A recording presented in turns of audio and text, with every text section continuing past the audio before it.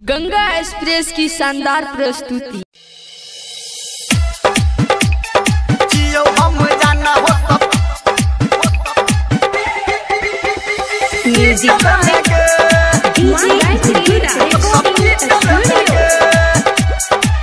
ये हम कहो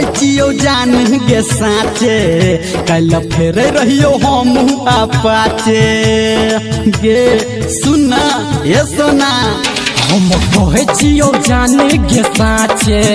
कल फेर रहियो हम अपाचे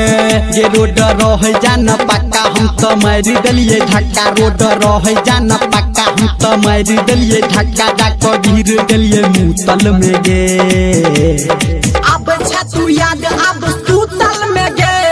जियो हम जान हॉस्पिटल में गे अब छतु याद अब सुतल में गे जियो हम जान हॉस्पिटल में गे आनंद ले ले जियो हम जान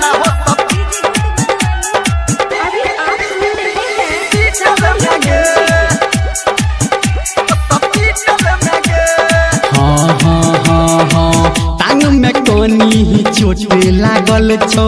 हाथ में पड़लिया मोच गे मिले बेहतर जल्दी आना ज्यादा नहीं तू सोच गे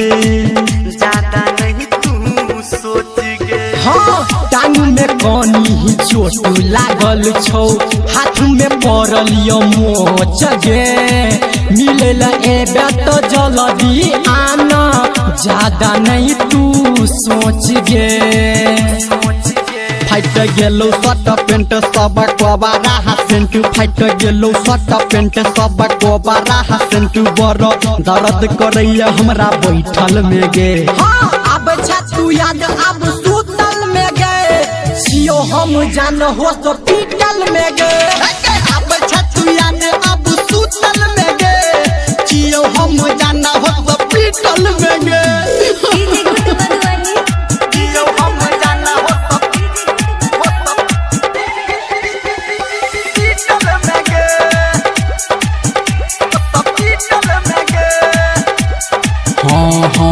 गाड़ी के चक्का हटालू भगेल खूबे खर्चा गे डॉक्टर साहब सुइया दिलकै ओकरो दिलकै पर्चा गे ओकरो दिलकै पर्चा गे हाँ गाड़ी के चक्का हटालू भगेल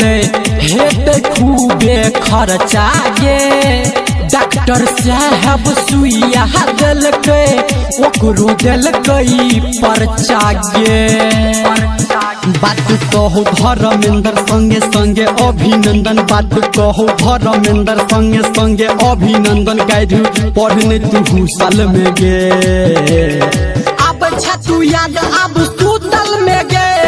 जियो हम जान हॉस्पिटल में गे